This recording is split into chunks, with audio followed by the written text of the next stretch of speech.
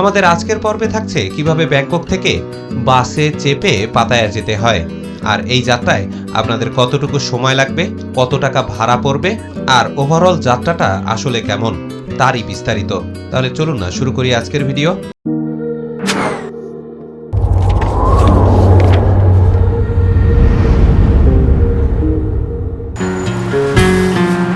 শুভ দুপুর বন্ধুরা, ব্যাংককের তৃতীয় দিনে আপনাদেরকে স্বাগতম। তবে আজকে আমরা ব্যাংকক থেকে সরাসরি চলে যাব পাতায়া, আর এই জন্য একটা ট্যাক্সি ডেকেছি। এখন আমরা ট্যাক্সিতে উঠছি। আমরা এখন সরাসরি চলে যাব বাস টার্মিনালে। এবারের থাইল্যান্ড ভ্রমণে আমরা ব্যাংককের পাতারনাখান এলাকায় এসে উঠেছি, আর আজকে আমরা রওনা দিয়েছি থাইল্যান্ডের অন্যতম সেরা একটা ট্যুরিস্ট স্পট পাতায়ার উদ্দেশ্যে। এখান থেকে বাস টার্মিনালের দূরত্ব 4 কিলোমিটার, আর যেতে খুব বেশি একটা সময় লাগবে না। আমি এখানে একজন থাই ড্রাইভার পেয়েছি। Hello brother. Sadika is very good, nice person. আর দেখতে দেখতে আমরা কিন্তু মেইন রাস্তায় চলে এসেছি, আর এখান থেকে আমাদের পৌঁছতে সময় লাগবে 13 মিনিট। ব্যাংককের প্রতিটি এলাকার রাস্তাঘাটই অত্যন্ত চমৎকার, তবে রাস্তাঘাট ভালো হলেও এখানে কিন্তু ট্রাফিক জ্যাম রয়েছে সেই ঢাকা শহরের মতোই। আর অবশেষে দেখতে দেখতে আমরা কিন্তু বাস স্ট্যান্ডে চলে এসেছি। এখান থেকে আমরা পাতায়ার টিকিট কাটবো, দেখি ভাড়া কত। ওকে, থ্যাংক ইউ। এই যাত্রায় আমাদের ট্যাক্সি ভাড়া পড়েছিল প্রায় 100 বাত, যেটা বাংলাদেশি টাকায় প্রায় 400 টাকা। আসলে এই থাইল্যান্ডে বাংলাদেশের তুলনায় ট্যাক্সি ভাড়া অনেকটাই বেশি। আমরা এখন টিকিট কাটার জন্য এসেছি Pattaya. How much? 160 baht. And when will it leave? 10 minutes. Yes. Okay, and ticket. How many? Seat one. 107 বাতে টিকিট কেটে নিলাম। থাইল্যান্ডে এক একটা জায়গায় যাওয়ার জন্য এক একটা বাস স্ট্যান্ড রয়েছে, আর পাতায়ার জন্য একটা আলাদা বাস স্ট্যান্ডই রয়েছে। আমরা যে বাস স্ট্যান্ডে এসেছি এই জায়গাটার নাম হচ্ছে বাস স্টপ টু পাতায়া ব্যাংনা। বলতে গেলে এখান থেকেই বেশিরভাগ গাড়ি পাতায়াতে ছেড়ে যায়। এখানের এই বাসগুলো খুবই ছোট সাইজের, আর একটা বাসে খুব বেশি যাত্রী যেতেও পারে না, অল্প কিছু যাত্রী যায়। আর অবশেষে আমরা বাসে উঠে পড়েছি।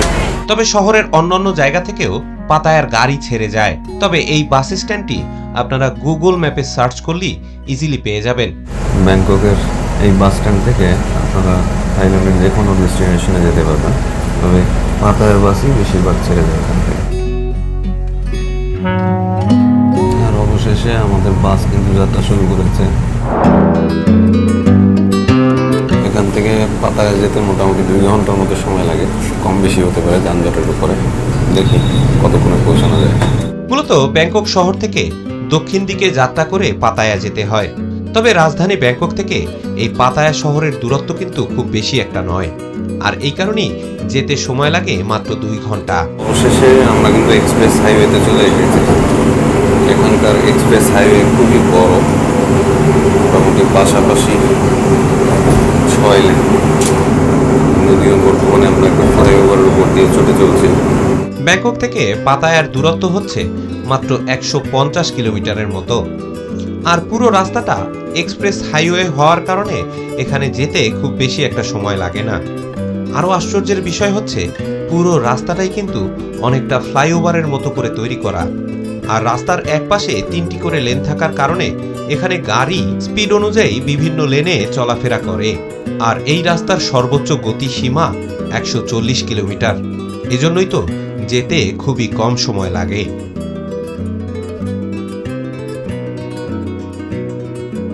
বর্তমানে আমরা যেই পথ দিয়ে ছুটে চলছি এই পুরো জোনটাতে সমস্ত বড় বড় গাড়ির কোম্পানির ডিপো রয়েছে।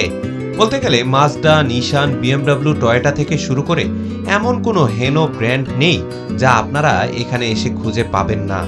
সমস্ত দামি গাড়িগুলো এখানে নিয়ে আসা হয়। এছাড়াও এখানে আরো বড় বড় ফুড ফ্যাক্টরিও রয়েছে।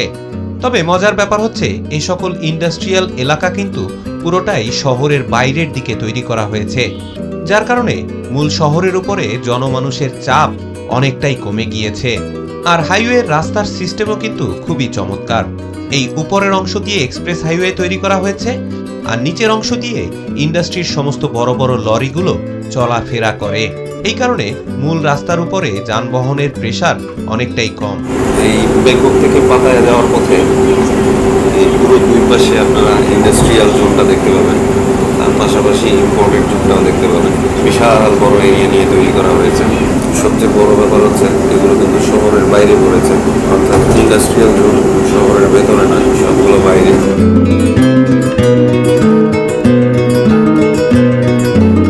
আর এই রাস্তায় চলতে চলতে আপনারা যেভাবে ইন্ডাস্ট্রি দেখতে পাবেন, ঠিক তেমনি কিন্তু আবার এখানে প্রাকৃতিক ছোঁয়াও দেখতে পাবেন। অর্থাৎ প্রকৃতিকে ঠিক রেখেই কিন্তু সমস্ত ইন্ডাস্ট্রিগুলো এখানে তৈরি করা হয়েছে, যার কারণে চলার পথে আপনারা প্রকৃতিও খুব ভালোভাবেই উপভোগ করতে পারবেন। আর সবচেয়ে মজার ব্যাপার হলো এই পাতায়ার আগ পর্যন্ত এই ফ্লাইওভারটি এখানে তৈরি করা হয়েছে। আর আমরা প্রায় 1.5 ঘন্টা চলার পরে এই ফ্লাইওভার থেকে নামার জন্য একটা টোল প্লাজা খুঁজে পেলাম। বলতে গেলে এই টোল প্লাজা পার হওয়ার পরেই আমরা পাতায়া শহরে প্রবেশ করতে যাচ্ছি। মূলত এখানে ফ্লাইওভারের টোল প্লাজা, যার কারণে এখানে একটা যানজট লাগলো। এই এক্সপ্রেসওয়েটা পার হওয়ার জন্য আমাদেরকে একটা টোল পরিশোধ করতে হলো। এখন আমরা আবার ছুটে চলছি।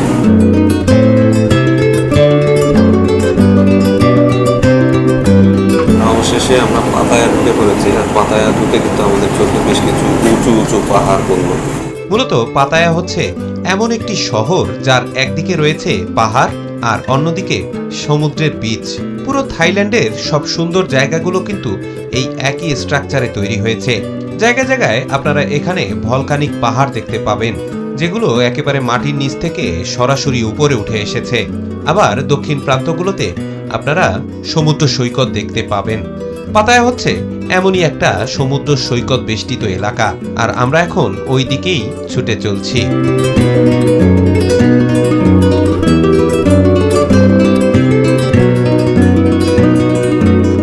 শহরে ঢোকার মুখেই উঁচু উঁচু পাহাড়গুলো পার হওয়ার পরেই আমাদের চোখে পড়ল চমৎকার একটা তাল গাছের বাগান। আর এই বাগানটি মূলত একটা পার্কের ভেতরে অবস্থিত।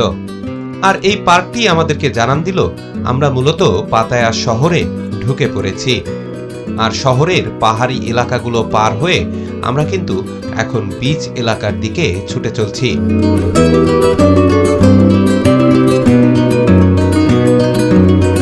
আর অবশেষে আমরা মেইন পাতায়া শহরে প্রবেশ করছি। আর শহরে ঢুকতেই শহুরে বাড়িঘর আমাদের চোখে পড়ল। মূলত এই বাড়িঘরগুলো পার হয়ে আমরা একেবারে বিচের কাছাকাছি চলে যাব। আর সমস্ত ভালো ভালো হোটেলগুলো কিন্তু ওই বিচ রোডের আশেপাশেই হয়ে থাকে। আমরাও ওখানে একটা হোটেল বুক করে রেখেছি। বাস থেকে নেমে আমরা ওই হোটেলে গিয়েই উঠব। আর অবশেষে আমরা বিচ রোডে চলে এসেছি। ব্যাংকক থেকে পাতায়া যাত্রার সমস্ত বাসগুলোই আপনাদেরকে একেবারে বিচের সামনে নামিয়ে দিবে, যেখানে বেশিরভাগ হোটেলগুলোর অবস্থান। এতে করে পর্যটকদের অনেকটা সুবিধাই হয় মাশাআল্লাহ। আর অবশেষে আমরা চলে এসেছি। রেড অন, থ্যাংক ইউ। সেখান থেকে আমাদের হোটেল ডিস্টেন্স খুব বেশি দূরে নয়, কাছেই, একটু হাঁটতে হবে, হেঁটেই যাওয়া যাবে, খুব বেশি একটা দূরে না। সুতরাং এই ছিল আমাদের ব্যাংকক থেকে পাতায়া যাত্রা। ইনশাআল্লাহ আগামী পর্বে আপনাদের জন্য থাকছে পাতায়াতে থাকার জন্য ভালো মানের হোটেল আসলে কোনটা। এর পাশাপাশি পাতায়ার বিখ্যাত ভ্রমণ জায়গাগুলো তো থাকছেই। সে পর্যন্ত তাহলে বিদায়। আসসালামু আলাইকুম ওয়া রাহমাতুল্লাহ।